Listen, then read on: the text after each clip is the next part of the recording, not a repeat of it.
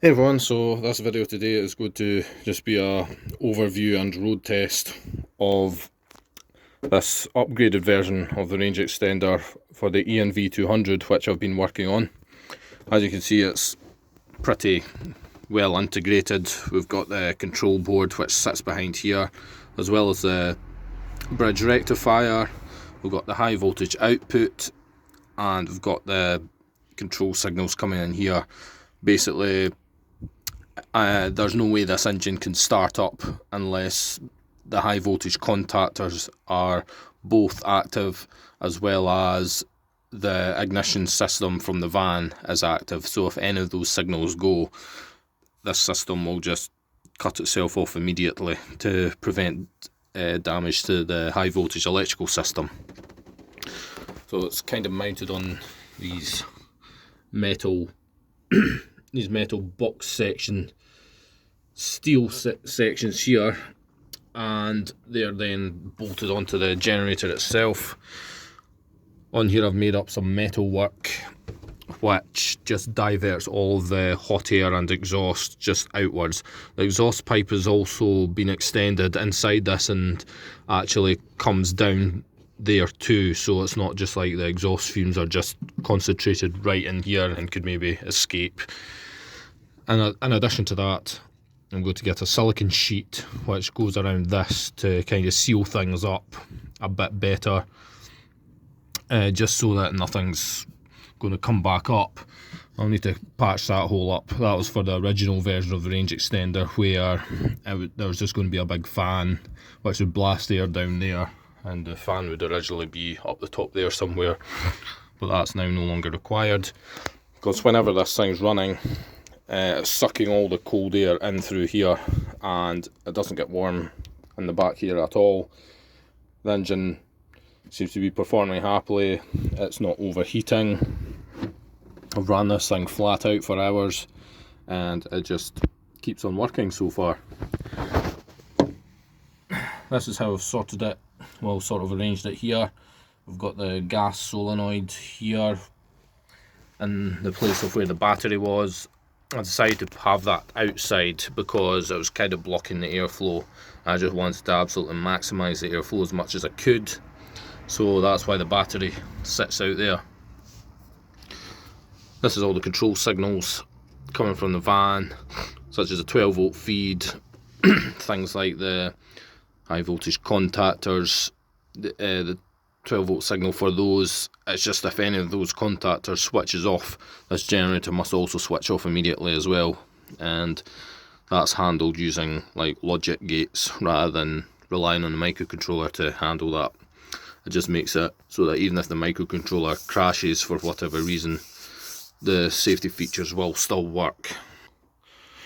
It can also still run on petrol, but that's just to be avoided. I'm not happy with petrol fumes possibly coming out of this and then filling the back of the van and just making the thing smell. So the petrol tank is totally drained and empty, and will be used for, like, it'll be used in dire emergencies basically. I wouldn't really be happy to run this on petrol unless like the doors were open and I was stopped at the side of the road. But as you know, with propane, it doesn't, if it leaks, it doesn't really like go all over everything and ruin it. It disperses very, very quickly. So I thought I'd just do it while the battery was fully charged to kind of show you how it works. So when the battery drops below a certain voltage, the engine's going to rev up to full power, and if I slow down, take my foot off the accelerator, and then it starts charging itself, well, that's minus 7 kilowatts. That's obviously coming in for the motor as well. You can see it just sort of prevents the engine running when the battery's over a certain voltage to protect it from overcharge. So it works pretty well, and also because, as I mentioned earlier, I've lined the back of the thing with carpet. You can actually still kind of have a conversation in here while the thing's running. And probably what I'll do later on in this video is just do a sort of demo of how much power it but it produces, like when the van stands still and the battery's a bit more discharged.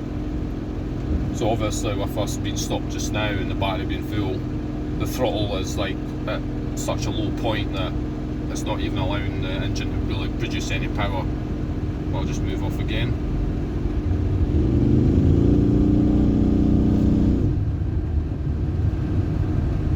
If I give it a bit more power.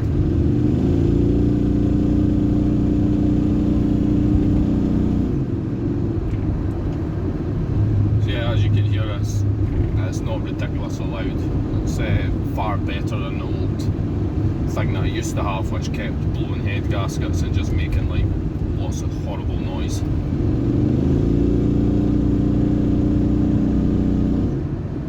Anyway, stop it there. So here's just us stopped at a traffic light, and as you can see, the generator at full power is producing like 3.2 kilowatts, so that's not too bad.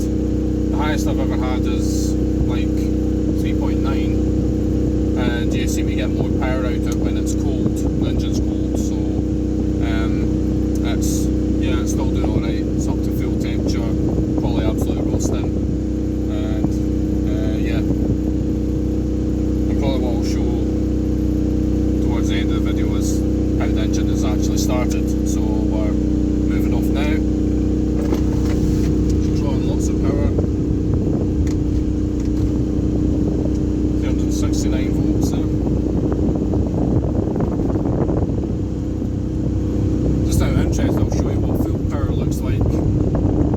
That's full power, 220 amps.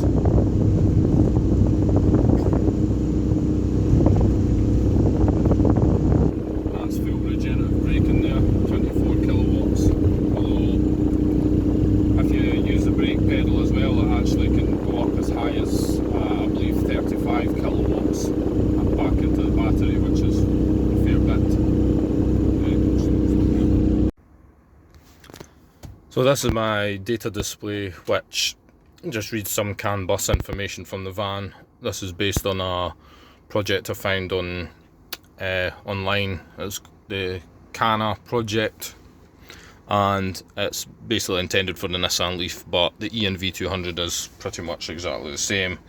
So the way I switch on the engine currently is I just switch on this, which delivers 12 volts to it, and I've got this potentiometer here which just controls the throttle. So there's maybe times where I maybe wouldn't want to run it at full power all the time, so I just sort of back off the throttle a bit, start it up using this remote currently, but I can implement something which is a direct cable connection. It doesn't start up first time usually. It does take quite a few attempts.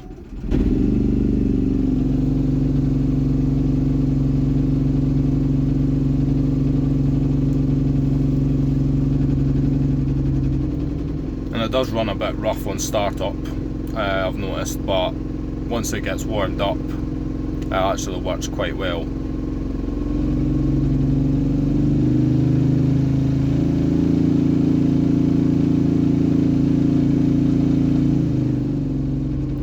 And as you can see, that's how much power it delivers.